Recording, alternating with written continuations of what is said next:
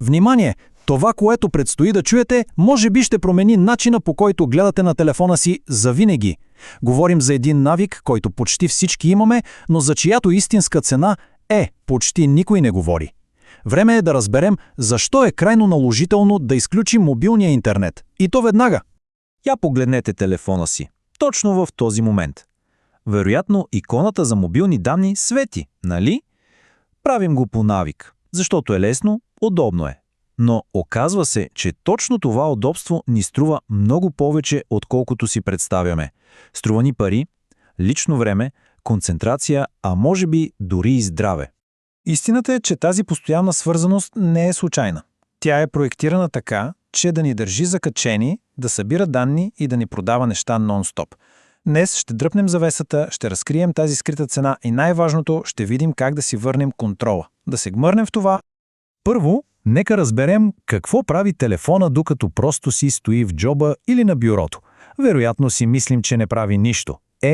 Истината е, меко казано, шокираща.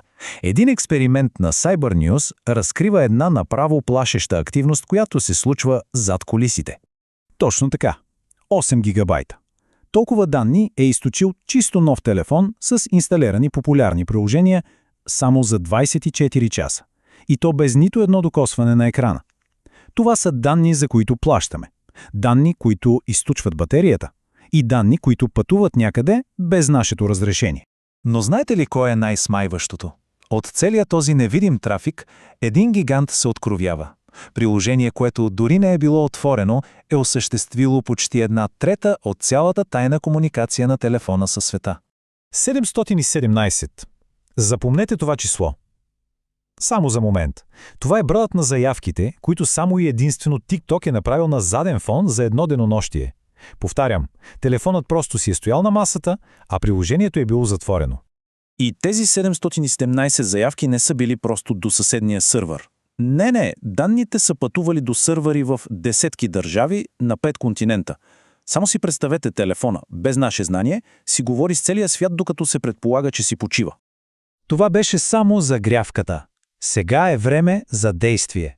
Представям ви 7 конкретни, подкрепени с факти причини, които ще ви накарат да натиснете този бутон. Смятайте го за ваш личен чеклист, с който да си върнете контрола още днес. Добре, да започнем с най-неудобната тема за индустрията. Всеки път, когато телефонът изпраща и получава данни, той излъчва радиочестотна радиация.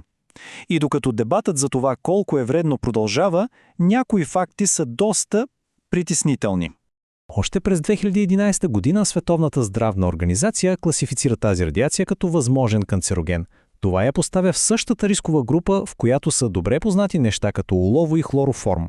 Ключовата дума, разбира се, е възможен, но когато говорим за здраве, не е ли по-добре да сме предпазливи? Когато изключим мобилния интернет, това излъчване намалява драстично. Преминаваме към нещо, което всеки от нас усеща всеки ден. Чудите ли се защо телефонът ви едва изкарва до вечерта? Един от главните виновници е точно постоянно работещият мобилен интернет. Това непрекъснато търсене на сигнал и синхронизиране на приложения просто изяжда батерията. А разликата, както виждате, не е никак малка. Говорим за между 10 и цели 25% повече живот на батерията. За повечето хора това се равнява на до 3 допълнителни часа работа всеки ден, само с едно натискане на бутона. Плащаме си за определен брой гигабайти всеки месец, но знаем ли реално къде отиват те? Експериментът, за който говорихме, показва, че огромна част от тях просто се изпаряват, докато дори не си ползваме телефона. Ето ги и конкретните виновници. Само за 24 часа тиха фонова активност TikTok е изхарчил 317 мегабайта, Facebook 73, а Temu 22. Това са данни, които текат от нашия месечен план, без да получаваме абсолютно никаква стойност замяна. Да изключим мобилния интернет е най-сигурната защитна стена срещу това. Това е, може би, най-тревожната причина от всички. Защото не става въпрос само за мегабайти, а за това какви данни се изпращат.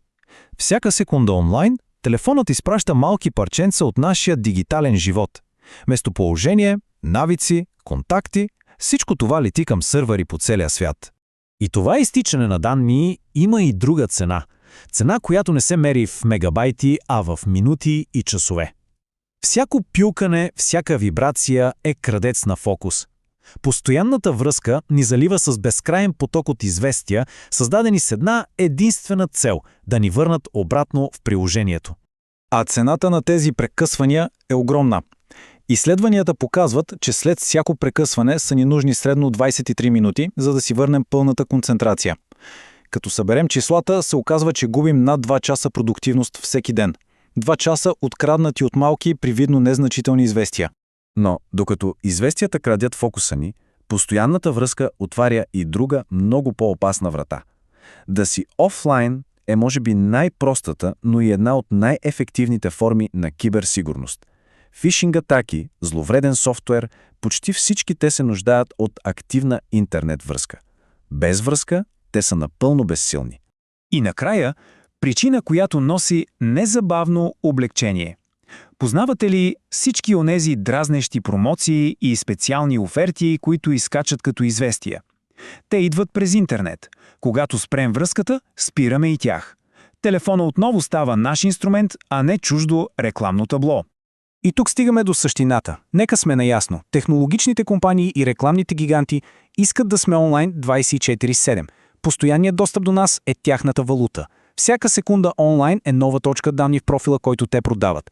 Нашето разсейване е техният бизнес модел. След всичко това, решението изглежда почти твърде просто, за да е истина. Но един бутон, едно плъзгане с пръст. Силата да си върнем контрола, спокойствието и личното пространство е буквално на върха на пръстите ни. Това не е призив да захвърлим технологиите. Не, в никакъв случай. Това е призив да ги използваме съзнателно. Включвайте мобилния интернет, когато ви трябва. И го изключвайте, когато не ви трябва. Толкова е просто. В крайна сметка, какво печелим? Повече батерия, повече спокойствие и повече контрол. А какво губим? Абсолютно нищо. Един малък навик, който връща силата там, където е мястото. При нас. Изборът е твой. Доскоро от мен Иво Игнатов. Ще се видим в всемогъщата тест програма. Виж още в описанието на това видео по точка 0.